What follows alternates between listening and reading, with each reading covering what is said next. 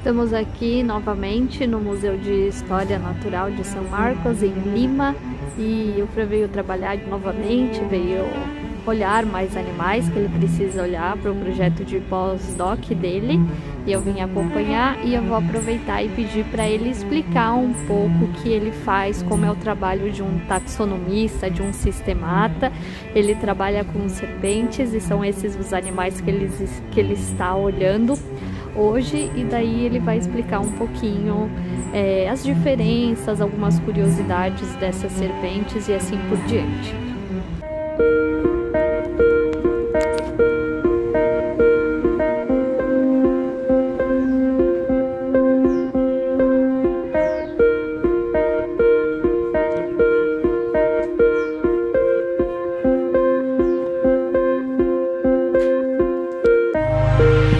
Então, aqui na lupa eu vejo algumas escamas importantes para tentar diferenciar, né, as espécies ou populações de jararaca, como a quantidade de escamas supralabiais, infralabiais, que é no lábio, escamas do dorso da cabeça, escamas aqui ao redor do corpo. Os répteis, as serpentes são rodeadas de escamas, né, no corpo inteiro, então espécies diferentes têm números diferentes de quantidade de escamas, né, ao redor do corpo. Vejo também as escamas ventrais, que aqui é na barriga, quantidade dela que é ao longo do corpo inteiro. Vejo escamas subcaudais, então temos a cloaca, e depois da cloaca vem a cauda, então tem escamas também ao redor ao longo da cauda inteira. Então eu conto para ver se tem alguma diferença. Para sexar, eu uso então uma incisão na base da cauda,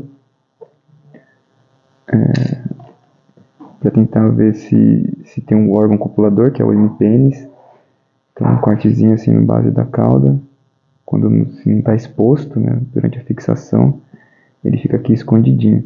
E aí se tem o hemipênis, é um macho, se não tem, é uma fêmea. Então a gente faz um cortezinho e olha aqui para ver se é um macho ou uma fêmea. O macho então tem o saco do hemipênis, que ele está dentro de um saco. E se for a fêmea, são é só musculatura. Como nesse caso aqui é só musculatura, então é uma fêmea.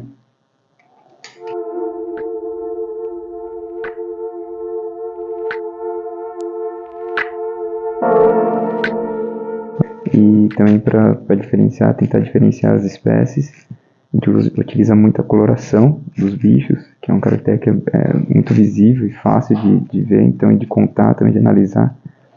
Não dá para também contar, por exemplo, a quantidade de bandas que tem. E tudo isso nós vamos anotando, né? A coloração, tipo, como que é a coloração aqui do dorso da cabeça, a coloração aqui das ventrais, das supralabiais, a coloração do ventre. E tudo comparando aí, anotando e ver se você acha alguma diferença, né? Ao longo, depois de analisar centenas de indivíduos, se são espécies diferentes, grita algum caractere ali interessante que você então consegue reconhecer duas espécies como distintas.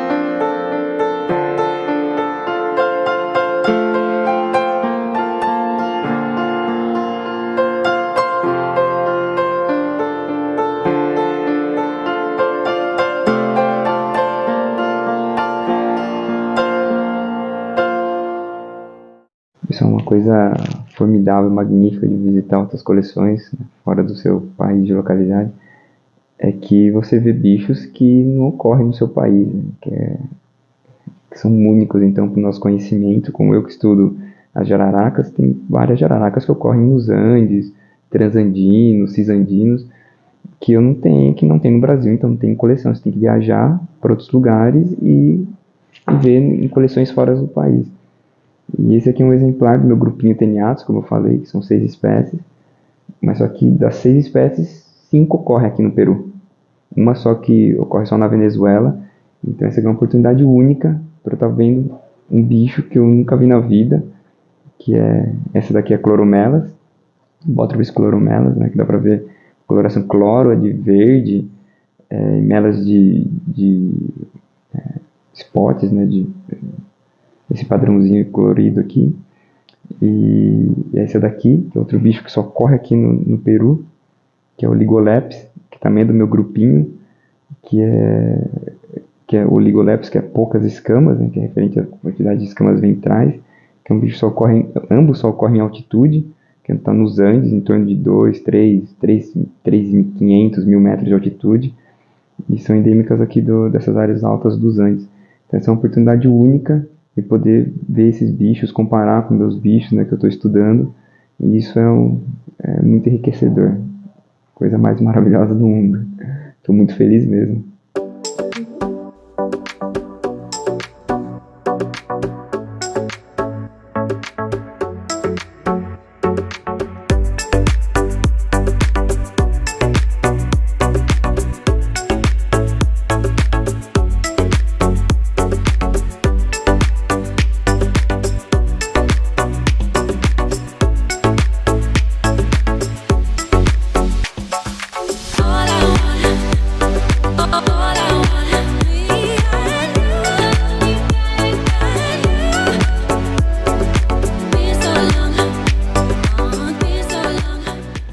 Pessoal, esse aqui é um Botrytis brasile, que ocorre na Amazônia também, nesse caso aqui na Amazônia peruana. Esse é um indivíduo que está como SP aqui na coleção, eu vou ajudar descrevendo, nomeando, né, classificando corretamente.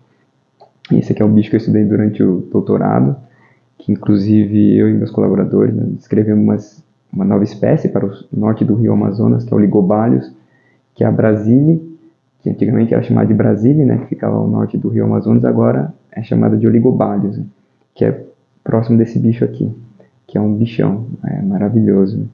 Esse bicho aqui é próximo de Jararacuçu, é do grupo Jararacuçu, mas esse aqui ocorre na Amazônia.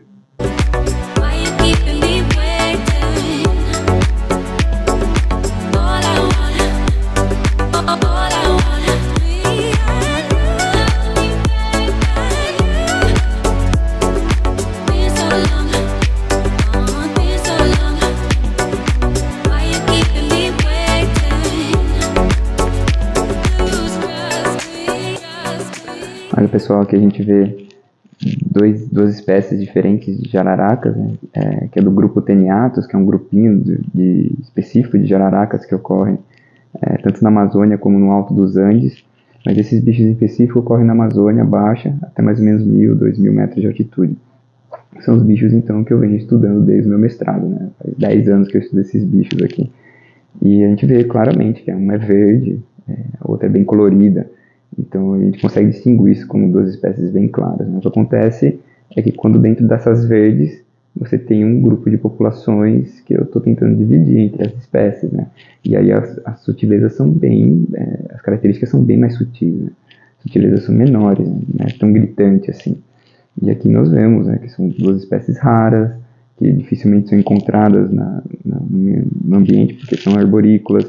Esse grupinho aqui que eu estudo atualmente tem 6 espécies e elas são arborícolas, tem essa coloração um pouco esverdeada, coloração com tons de musgo, então por isso que elas são alocadas no mesmo grupinho e também com as análises moleculares elas são recuperadas como um grupinho monofilético. Então a gente vê a beleza desses bichos, todas são peçonhentas, né, tem peçonhas.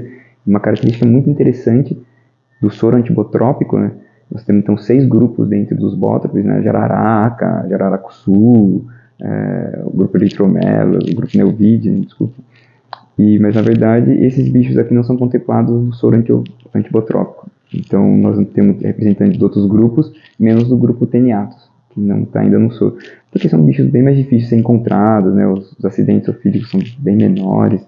Então por enquanto não tem ainda exemplares deles dentro do soro.